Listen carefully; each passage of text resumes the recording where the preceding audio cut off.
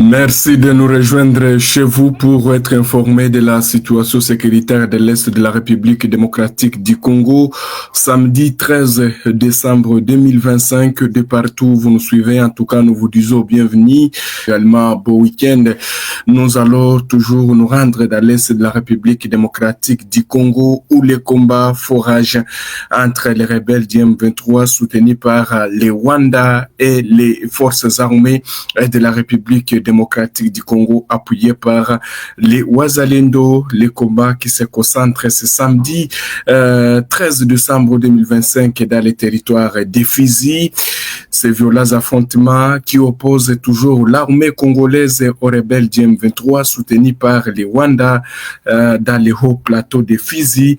Les populations locales appellent à l'intervention du gouvernement congolais. En tout cas, c'est une alerte de la part de la population qui appelle Kinshasa à intervenir rapidement dans les hauts plateaux du territoire de Fizi. Là, nous sommes dans la province du Sud Kivu. Ces affrontements violents qui opposent depuis tôt ce samedi 13 décembre 2025 les forces armées de la République démocratique du Congo aux rebelles du M23 soutenus par les Rwandais. Selon une source locale présente dans la zone, les combats ont éclaté notamment dans les villages de Rugezi.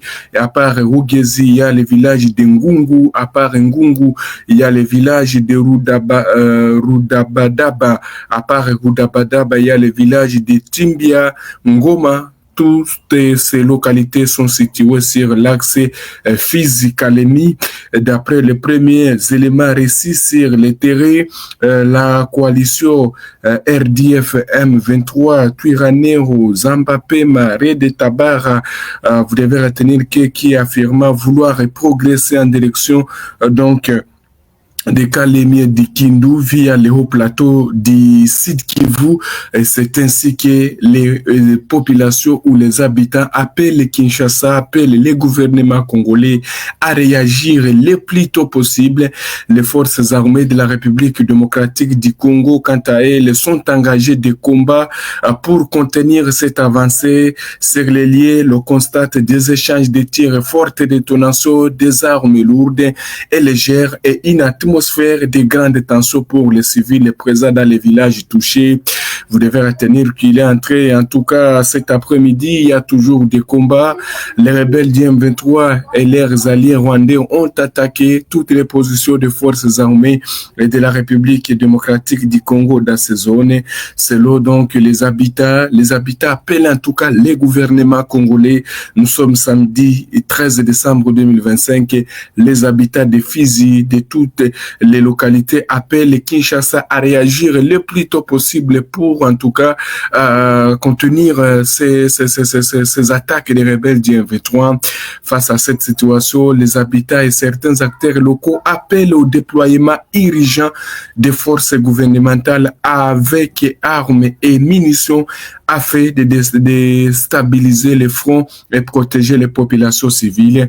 Vous devez retenir que selon toujours les mêmes sources, ce sont les rebelles du M23 soutenus par les Rwandais qui ont attaqué les positions des forces armées de la République démocratique du Congo dans les localités précitées également, les localités comme Ngungu, Rugezi, Rudabadaba, Timbiangoma. En tout cas, toutes ces localités sont toujours attaquées par les rebelles du M23 soutenus par les Rwandais.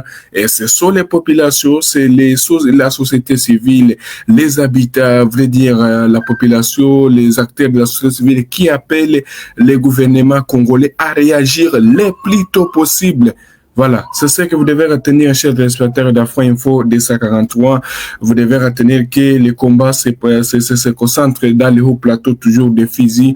Vous devez retenir que les forces armées de la RDC, oui, puisque les sources locales affirment que les FARDC ont engagé aussi des combats, ont réagi pour contenir cette avancée de cette coalition RDF M23 et également on signale des tirs, alors que toujours il y a hier le Conseil de la sécurité de l'ONU qui s'est réuni sur la situation sécuritaire de l'Est de la République démocratique du Congo, mais jusque-là, ce Conseil de sécurité de de l'ONU ne restent que spectateurs, on peut le dire, en tout cas, puisque chaque jour, c'est verbalement qu'on condamne les Rwandais, chaque jour, c'est verbalement, en tout cas, on n'a jamais vu de mesures concrètes sur ce qui se passe à l'est de la République démocratique du Congo, alors que dans la ville d'Uvira, en tout cas, des témoins affirment que beaucoup de personnes sont en train de perdre leur vie, également avec la dernière offensive sur la ville d'Uvira. Au moins, plus de 500 personnes auraient perdu la vie, et voir, il y a même des corps qui sont toujours ramassés, puisqu'il y a le comité international de la Croix-Rouge qui continue à ramasser des corps toujours sur, dans les différentes avenues de la ville d'Uvira. Vous devez retenir que hier, les Kinshasa s'est exprimé au Conseil de sécurité de l'ONU, appelant à l'ONU, aux États-Unis, à intervenir le plus tôt possible pour que cette guerre c'est une guerre qui risque d'être régionale, puisque hier, si vous l'avez bien suivi, il y a l'ambassadeur, on va dire l'ambassadeur du Burundi au Conseil au Conseil de sécurité des Nations Unies, qui a dit, et qui d'ailleurs le Burundi met en garde les Rwandais, une fois les Rwandais encore va larguer une seule bombe sur son territoire, les combats pourraient éclater entre les deux nations, alors que donc hier, l'ambassadeur des États-Unis à l'ONU a reconnu officiellement que c'est les Rwandais qui attaquent, les Rwandais qui utilisent toutes les munitions, les Rwandais qui déploient toute son armée sur le sol congolais. Alors, est-ce qu'on restera toujours dans ces condamnations verbales sans qu'il n'y ait pas quelque chose où donc la réalité sur le terrain, c'est ce qu'on est en train de vivre? Peut-on dire que la communauté internationale soutient la RDC, d'autres observateurs pensent que c'est faux. La communauté internationale ne soutient pas la République démocratique. C'est que Kinshasa attend du Conseil de sécurité de l'ONU mettre en œuvre intégralement la résolution 2773. Il a imposé des sanctions ciblées contre les responsables militaires et politiques de l'agression rwandaise.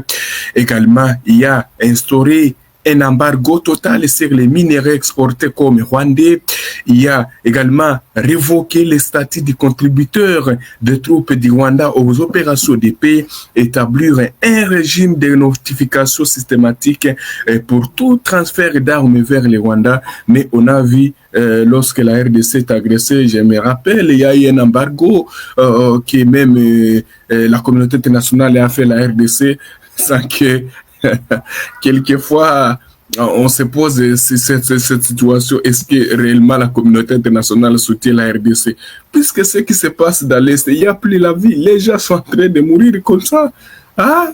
Hier, tout le monde a été témoin, ce n'est pas moi qui va donner toutes ces révélations. Hier, l'ambassadeur des États-Unis au niveau du Conseil de sécurité de l'ONU a dit bien que le Rwanda est impliqué, et d'ailleurs c'est le Rwanda qui mène toutes les offensives sur le sol congolais. Mais on ne parvient pas à comprendre. Est-ce que l'accord de paix qui a été signé, qu'est-ce que cet accord va accoucher? Qu'est-ce que cet accord va apporter? Puisque la paix doit être en tout cas retrouvée dans l'Est de la République démocratique du Congo. Pendant ce temps, il y a le président Trump qui revendique d'avoir mis fin à la guerre, à la guerre des 30 ans dans l'Est de la République démocratique du Congo. Pendant ce temps, les Rwandais continuent les offensives sur le sol congolais. Même au moment où je suis en train de vous parler, le combat oppose l'armée congolaise aux rebelles du M23 soutenus par les Rwandais. Il y a même les Rwandais qui a déployé donc toute son armée, également les missiles solaires. Voilà, c'est ce qui a été dit. Nous sommes arrivés à la fin de cette édition. Merci à vous de nous avoir suivis jusqu'ici.